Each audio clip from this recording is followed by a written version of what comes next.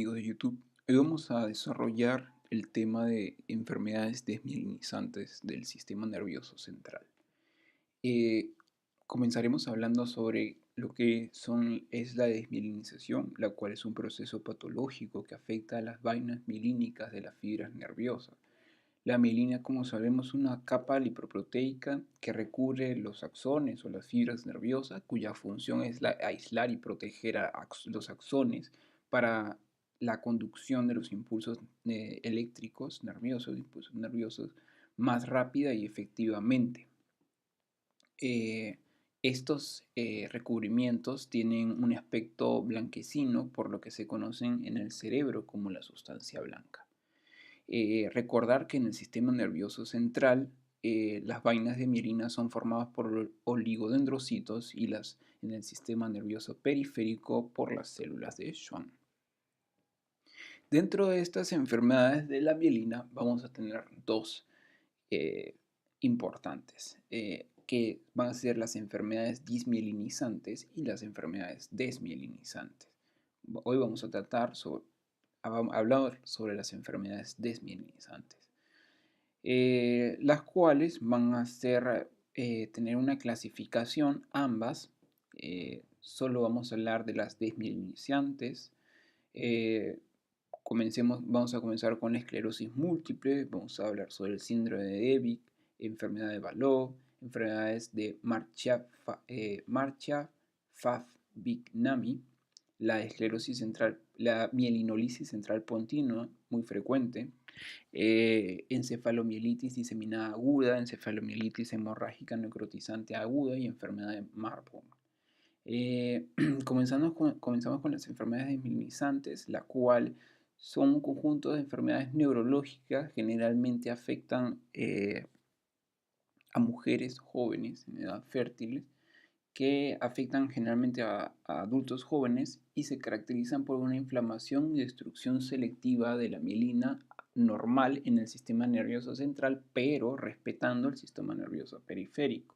Comenzamos con la esclerosis múltiple, en esta clasificación que ya mencioné, la cual va a afectar a adultos jóvenes entre 20 y 45 años, con un pico de máxima incidencia de 35 años. La edad media de comienzo de los síntomas va a ser de 19 a 33 años, mayormente es en mujeres y hay casos excepcionales que son por encima de los 50 años. En cuanto a la epidemiología, vamos a ver que hay mayor incidencia conforme nos alejamos del Ecuador para ambos hemisferios. Sin embargo, hay una mayor incidencia hacia el hemisferio norte, generalmente Estados Unidos, Francia, Gran Bretaña, Italia, etc. Se va a dar una mayor incidencia en la raza blanca que en la raza negra o asiática.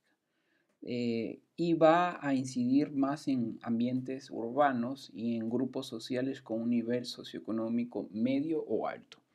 Y vamos a ver que las distintas evidencias apoyan la participación de factores ambientales en la aparición de esta enfermedad, debido a que no conocemos la etiología, pero sabemos que los factores ambientales y también una predisposición genética van a desencadenar esta enfermedad.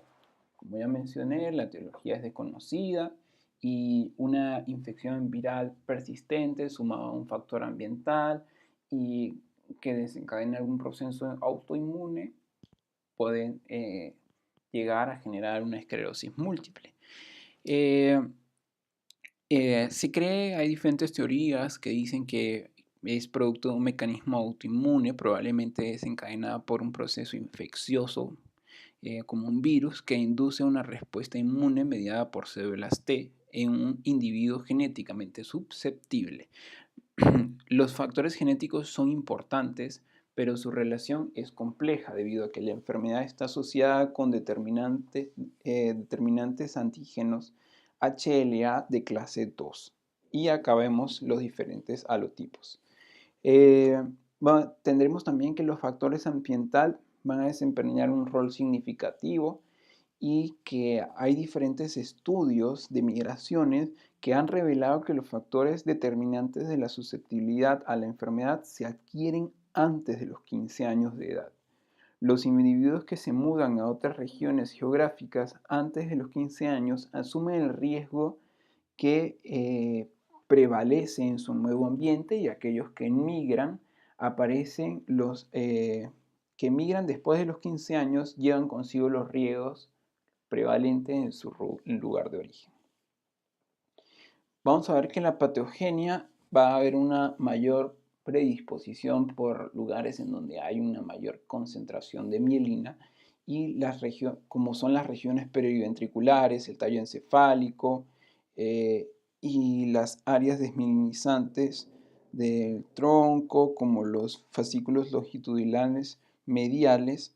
También toma la médula espinal, el nervio óptico y el cerebelo. En cuanto a las manifestaciones clínicas, pues, van a ser muy variables. Van a haber una alteración motor sensitiva, vamos a ver, las tenemos acá.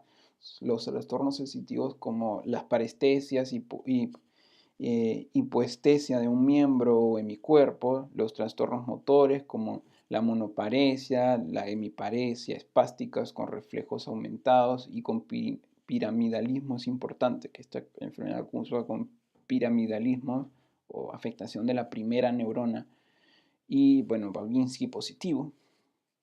Alteraciones de pares craneales, especialmente el segundo par con la neuritis óptica retrovulvar, paresias faciales, paresias oculomotoras, que va a generar una diplopía, un síndrome cerebeloso que nos da una ataxia, palabras escandidadas, mareos, inestabilidad, nistagmos, temblor, etc.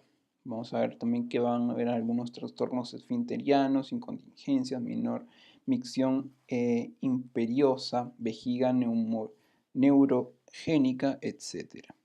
Y bueno, metales, va a haber un deterioro intelectual leve en un 40% de los casos. De acuerdo a el comienzo de los síntomas y signos de la enfermedad, vamos a ver que principalmente se va a caracterizar por comenzar por alteraciones de la sensibilidad en un 45%, que después va comprometiendo diferentes partes, como son una alteración motora, alteraciones visuales, disfunción del cerebelo, etc. Ya mencioné debilidad piramidal, neuritis óptica, pérdida sensorial, disfunción del tallo encefálico, ataxia y temblores cerebrosos, anormalidades esfinterianas. En cuanto a la esclerosis múltiple, van a haber 5 tipos importantes. Dentro de estos 5 tipos, el segundo tipo que vemos acá, la esclerosis múltiple remitente recurrente, es la más frecuente. Muy frecuente. Bueno, comenzamos una por una. La benigna o aislada, que va a estar caracterizada por 1 o 2 ataques, con una recuperación completa, y bueno, los síntomas van a ser menos graves, pero no empeora a lo largo del tiempo, y la incapacidad permanente va a tener una incapacidad permanente pequeña a los 10 o 15 años del primer ataque, o a veces no puede tener incapacidades. Luego tenemos las remitentes en brotes, recaídas y remisiones, como ya mencioné, la remitente recurrente es muy importante. Y vemos acá en la parte de abajo el gráfico, vamos a ver que tiene diferentes brotes, 2 brotes distintos tienen que afectar a distintas partes del sistema nervioso central con intervalo de al menos un mes. Luego tenemos la secundaria progresiva, que es comienza como recaída, remisión, pero su evolución, su curso se transforma en progresivo con o sin recaídas, remisiones o estabilización. A los años, los pacientes remitentes recurrentes presentan un deterioro levemente progresivo sin claros brotes. En los 10 a 15 años de evolución de las formas remitentes recurrentes, los 50% de los pacientes se transforman en una forma secundaria progresiva. en las fases tardías la forma evolutiva más frecuente, o sea, la fase tardía de la remitente recurrente. La primaria progresiva desde su inicio de la enfermedad progresa. Es importante tener en cuenta que esta es la segunda más frecuente detrás de la remitente recurrente. Desde su inicio de la enfermedad progresa de forma constante y a veces asistimos a periodos de estabilización pero sin recuperación. Vamos a ver qué son la forma de más difícil diagnóstico. Y tenemos la forma progresiva recurrente, que es más rara y de curso progresivo desde el inicio, pero con evidencias de episodios de recaídas. Luego vamos a tener que la evolución del curso de la esclerosis múltiple va a ser muy variable. Dentro de los 10 primeros años, intervalos impredecibles de brotes, recaídas o remisiones, que con el tiempo van a dar a la discapacidad, comienza a acumularse, 10 a 20% de las recaídas desarrollan la forma progresiva en las décadas de la enfermedad y más un 50% después de los 10 años de evolución. Y bueno, vamos a ver que el peor pronóstico van a ser en formas medulares y vertebrobacilares. La forma primariamente progresiva suele comenzar con paraparesia espástica progresiva. En cuanto al diagnóstico, vamos a ver que la base del diagnóstico sigue siendo la clínica, pero nos vamos a apoyar tanto en la clínica, la anamnesis, la exploración física, los exámenes de laboratorio, estudios neurofisiológicos como los potenciales evocados y los exámenes auxiliares. Comenzamos con la clínica, la cual va a estar dos criterios importantes, que va a ser la diseminación temporal y la diseminación espacial. Luego vamos a tener, eso es en cuanto a la clínica, pues. Luego vamos a tener diferentes alteraciones que pueden haber en el líquido cefalorraquídeo, como van a ser la celularidad, niveles de proteína, dosaje de gamma globulinas, la relación de inmunoglobulina G, inmunoglobulina en suero, con la del suero, y presencia de bandas oligoclonales. Es importante recordar que las bandas oligoclonales no son patognomónicas de la esclerosis múltiple. Están presentes en la esclerosis múltiple, sin embargo, están presentes en otras enfermedades, que las vamos a ver más adelante. En cuanto a las alteraciones de las celulares en el LSR, vamos a tener pleocitosis linfocitaria en el 50% de los casos, con 5 a 50 células por mililitro a predominio de linfocitos. La pleocitosis se da sobre todo al inicio de la enfermedad o en las exacerbaciones. Cuanto a las proteínas, van a estar normales o levemente aumentadas, el 50 a 100 miligramos por decilitro. Las gamma globulinas pueden estar normales o aumentadas. El índice de inmunoglobulina G se mide para tener la albúmina y gamma globulinas en suero y líquido cefalorraquídeo para después aplicarse la siguiente fórmula que podemos ver a continuación. Las bandas oligoclonales, que es un examen para buscar proteínas con inflamación en el LSR, son inmunoglobulinas. Estas bandas oligoclonales son inmunoglobulinas que sugieren la presencia de una inflamación en el líquido cefalorraquídeo. Normalmente no se debe encontrar ninguna banda en el LSR. Estas bandas oligoclonales están presentes en un 85 o 95% de pacientes con esclerosis múltiple. Y vamos a ver que tiene una buena correlación positiva con la actividad de la enfermedad y su pronóstico, ¿no? Luego,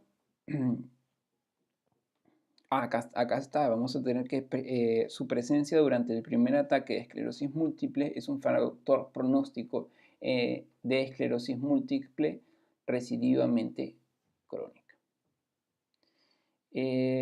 Luego tenemos que las bandas oligoclonales, como ya estaba mencionando, no son específicas de esclerosis múltiple. También se pueden dar en síndrome de Guillain-Barré, stroke, neurosífilis, vasculitis cerebral, meningitis fúngica, enfermedad de Jacobs-Creutzfeldt también, etc.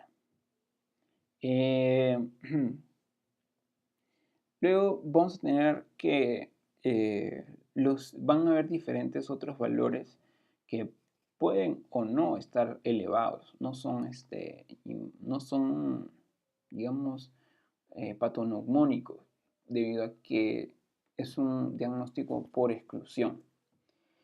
Luego vamos a tener los potenciales evocados, que es muy sensible, un examen muy sensible para detectar alteraciones subclínicas. Actualmente su uso se limita a la detección de la fase de la segunda lesión, que permite reforzar la sospecha diagnóstica. Y bueno, vamos a ver que la detección de las lesiones subclínicas visuales, somatosensitivas y auditivas. En la tomografía, axial computarizada, tiene escasa sensibilidad para detectar lesiones desmielinizantes.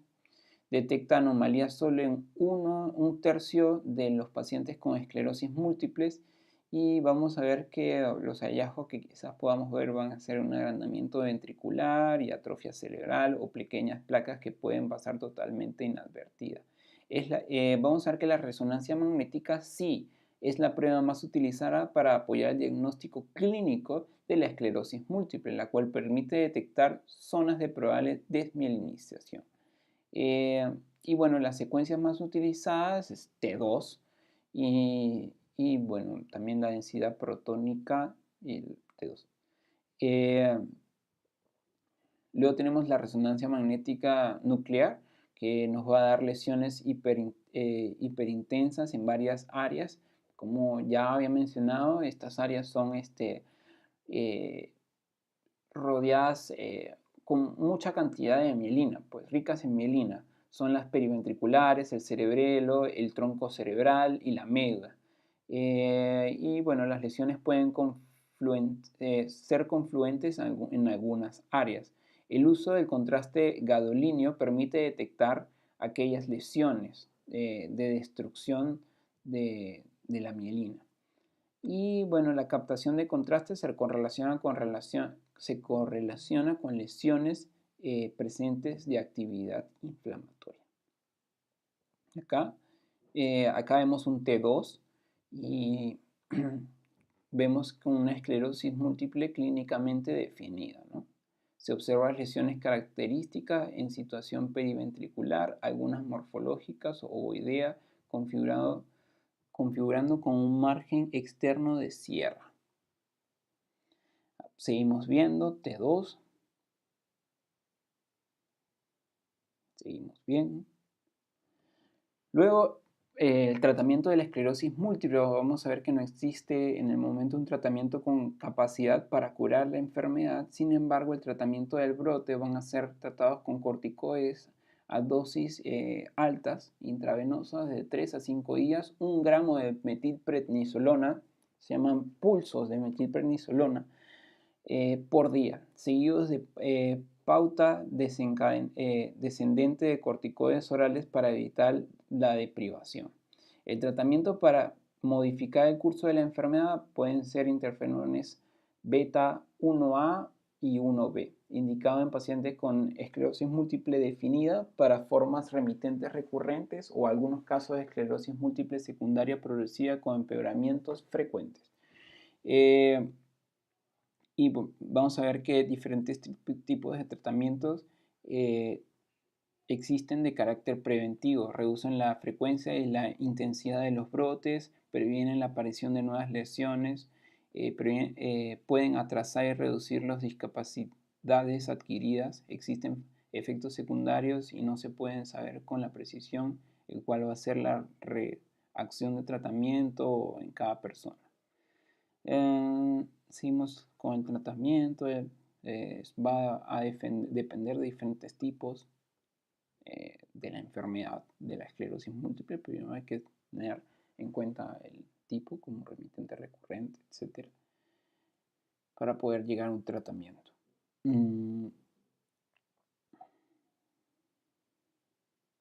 Bueno, vemos acá los modificadores de la esclerosis múltiples aprobados por el European Medicine Agency en marzo del 2016. Y bueno, el tratamiento, como no hay cura, va a ser sintomático. Y acá tenemos.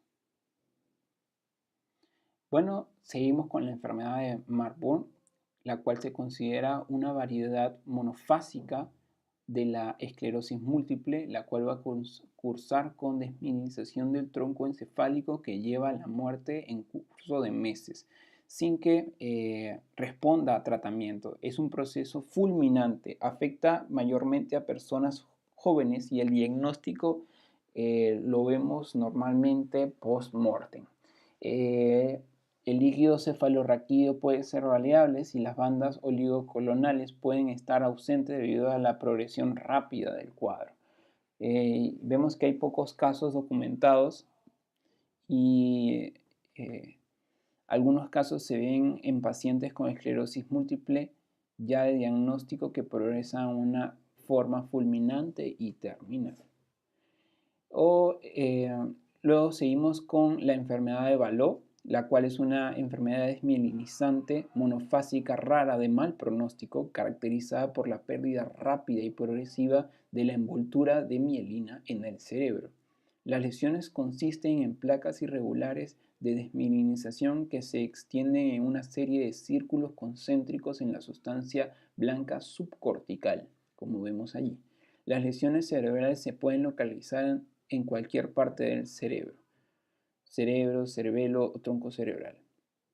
La clínica afecta típicamente a niños. Algunos casos se han descrito en adultos. Los síntomas varían según las áreas del cerebro que se ven afectadas. Incluyen parálisis progresiva, espasmos involuntarios del músculo, entre otros. Los síntomas pueden progresar en unas semanas o evolucionar más lentamente de 2 a 3 años. En cuanto al diagnóstico, es estrictamente histológico y por resonancia magnética. Los hallazgos de la resonancia magnética pueden ser característicos en secuencias potenciales como en el T2 que vemos acá, y se ven áreas de desmielinización en modo de anillos hiperintensos, con hiperintensos o hipointensos. La captación de contraste puede observarse sobre todo en la periferia de la lesión en secuencias de T1. Vemos que es una enfermedad desmielinizante del tronco encefálico descrita por primera vez en el año 59 por Adams, un paciente alcohólico, en pacientes alcohólicos y desnutridos. Uy, creo que se movió. Vamos a ver que la mielinolisis pontina va a ser una enfermedad desmielinizante descrita por Adams en pacientes alcohólicos y desnutridos. Afecta parte o a toda la base en la protuberancia de forma simétrica y su mecanismo fisiológico se basa en los cambios osmóticos producidos en la estructura al corregirse de forma brusca la hiponatremia preexistente. Muy importante no corregir el sodio rápido. La causa más común es la corrección desde los niveles de sodio en una hiponatremia preexistente y se asocia frecuentemente a alcoholismo, hiperemesis grávida, y vamos a ver que aumenta el riesgo de una mielinolisis pontina, los trastornos asociados a enfermedades graves como cirrosis, trasplante renal, tumores cerebrales, enfermedad de Addison, leucemias, etc. En cuanto a la clínica, aparece de 2 a 6 días después de la corrección rápida de estados de hiponatremia. Esto es muy importante porque de 2 a 6 días, porque a veces dicen, doctor, le corrigieron rápido, está entrando en una mielinolisis pontina. Eso no se sabe recién a los de 2 a 6 días. Obviamente, si pasas muy rápido el sodio, lo vas a llevar a esto, pero tener mucho cuidado, ¿no? El estado confusional va a ser un estado confusional o pérdida de conciencia como muerte, te puede llevar a eso, o también te puede llevar a una paraparesia o cuadriparesia de evolución rápidas, síntomas pseudovulvares, disfagia, disartria, diplopía, Babinski positivo, hiporreflexia, síndrome de enclaustramiento, aunque la función congénita está intacta.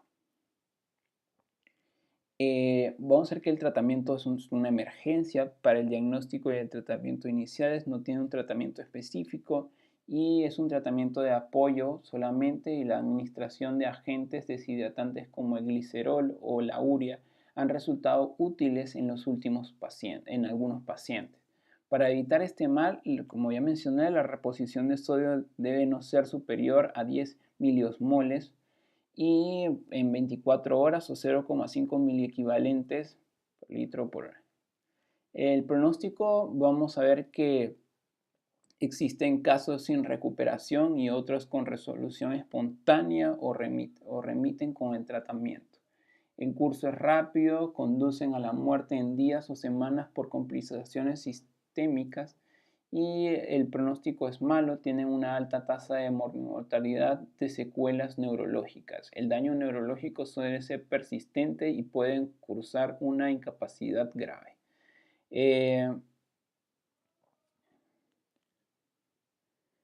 Vamos a ver que el síndrome de Devic va a estar caracterizado va a ser un sinónimo de neuromielitis óptica y es una enfermedad autoinmune que se caracteriza por una desmielinización masiva de ambos nervios ópticos, quiasma óptico, médula espinal, y se le consideró una variante de la esclerosis múltiple, pero hay diferencias importantes. Vamos a ver que esta se asocia a neuritis óptica bilateral y mielitis transversas. Los dos síntomas pueden presentarse simultáneamente o separados por un intervalo de pocos días o semanas. En cuanto a la presión clínica, es monofásica en menos del 30% de los casos y las manifestaciones típicas van a ser dolor ocular con pérdida de la visión, mielitis con paraplegia o paraparesia, pérdida de la sensibilidad por debajo de la lesión, disfunción vesical. Los ataques de neuritis óptica son más comúnmente unilaterales y usualmente preceden a la mielitis. Lo más común es que presenten en ambos episodios sea secuencial y no simultánea. Vamos a tener que cuando la mielitis cervical se extiende hacia el encéfalo puede originar fallo respiratorio agudo neurogénico, lo que se presenta rara vez en la esclerosis múltiple. Podemos ver acá otras manifestaciones comunes. En cuanto al diagnóstico, la clínica es similar a la de la esclerosis múltiple. Los criterios absolutos, como ya había mencionado, son la neuritis óptica o la mielitis aguda. Los criterios de apoyo o suplementarios van a ser una resonancia magnética cerebral que no cumple los criterios para esclerosis múltiples, una resonancia magnética en T2 con lesiones contiguas en 3 o más segmentos medulares, cero positividad en un test antiacuaporina P4 que comprueba la existencia de anticuerpos contra esta acuaporina, ¿no? Este síndrome de Devic, vamos a ver que en figura 2, neuroimagen realiza en el caso positivo de antiacuaporinas P4. En cuanto al tratamiento, van a ser esteroides. El tratamiento de una exacerbación aguda puede iniciarse con esteroides intravenosos, con pulsos de metilprednisolona, 1 gramo al día durante 3 a 5 días consecutivos. O plasmaféresis debe considerarse en pacientes que presentan un síndrome clásico grave o si son refractarios al tratamiento con corticoides. Se recomienda un recambio de 1 a 1,5 del volumen plasma por sesión durante 2 semanas. El inicio temprano de la plasmaféresis se recomienda en pacientes y la mielitis cervical grave que tienen alto riesgo para depresión respiratoria de origen neurológico. Bueno, el pronóstico va a ser variado. Es malo de comparación con la esclerosis múltiple.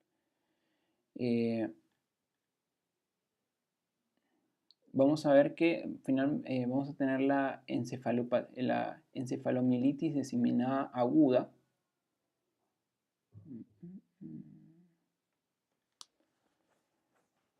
Vamos a ver que acá hay una desmielización y necrosis del cuerpo calloso, seguida por una atrofia descrita por primera vez en 1903 por patólogos, y acá los tenemos. En cuanto a la clínica, se va a caracterizar por demencia, alteración de la atención, dificultad de la marcha, síndrome de desconexión interhemisférica. La presentación más frecuente es la demencia inespecífica. Los síntomas mentales están casi siempre presentes y tienen características de estados maniáticos, depresivos, paranoides. Las convulsiones son bastante frecuentes y se suelen asociar a afasias, apraxias o hemiparesias. El tratamiento es poco esperanzador debido a que es un proceso degenerativo continuo y que no presenta cura aparente. Vamos a tener que la encefalopatía desmielinizante aguda es una enfermedad desmielinizante aguda adquirida inmunomediada del sistema nervioso central de curso habitualmente monofásico. Ocurre generalmente después de infecciones o de vacunaciones y hay una desmielinización multifocal difusa en el sistema nervioso central. Afecta generalmente a niños y adultos jóvenes, pero puede ocurrir a cualquier edad. Su incidencia real se desconoce porque se estima que es una entidad clínica infradiagnosticada. En cuanto a la clínica, se caracteriza por un inicio agudo o subagudo. Las manifestaciones clínicas son bastante variables e inespecíficas. Por lo general, la clínica sugiere afectación multifocal del sistema nervioso central con alteraciones del nivel de conciencia, déficit motor focal, ataxia, cefaleas, afasia, convulsiones, alteración del control de esfínteres, etc. En la resonancia magnética en T2 muestra múltiples lesiones grandes con bordes mal definidos y relativamente poco daño periventricular. Vamos a ver que las vacunas más implicadas eran las de la rabia, la viruela, pero su incidencia es cada vez mayor. El sarampión es el agente infeccioso más frecuente de esta. Hay otras causas de varicela, rubiola, influenza o micoplasma.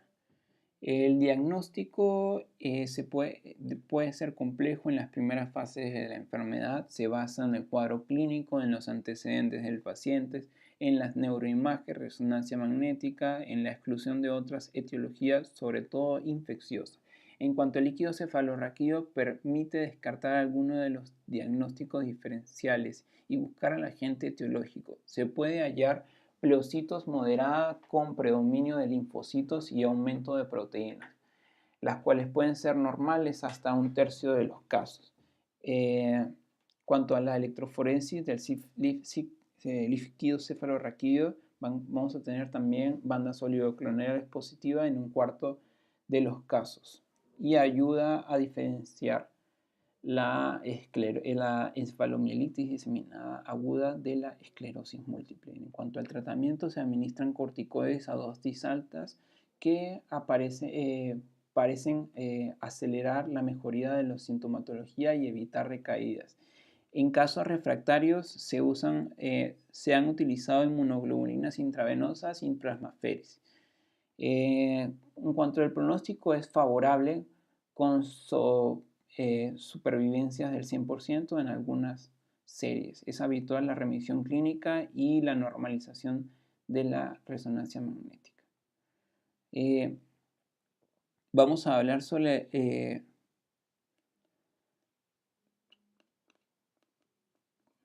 la encefalomielitis hemorrágica necrotizante aguda. O hemorragia de Horst. Es una encefalomielitis fulminante que afecta a la sustancia blanca de uno o ambos hemisferios cerebrales. La sustancia blanca parece destruida, casi a punto de licuefacción, con múltiples áreas pequeñas hemorrágicas. Es la más fulminante de todas las patologías desmielinizantes y afecta fundamentalmente a adultos jóvenes, pero también a niños. Por lo general es precedida por una infección respiratoria, a veces por Mycoplasma pneumoniae con más frecuencia de causa incierta. La clínica guarda similitud a la anterior, pero su comienzo es de forma más apoplética, más explosiva, varios días después de una infección de vías respiratorias altas. Es muy importante recordar que esta enfermedad mal pronóstico y se asocia a una primoinfección de las vías respiratorias altas como el Mycoplasma pneumoniae. La muerte del enfermo ocurre por lo general en un plazo no mayor de 2 a 4 días. Este tema fue un poco amplio, pero agradezco su atención. Estaré publicando otro video pronto. Muchísimas gracias.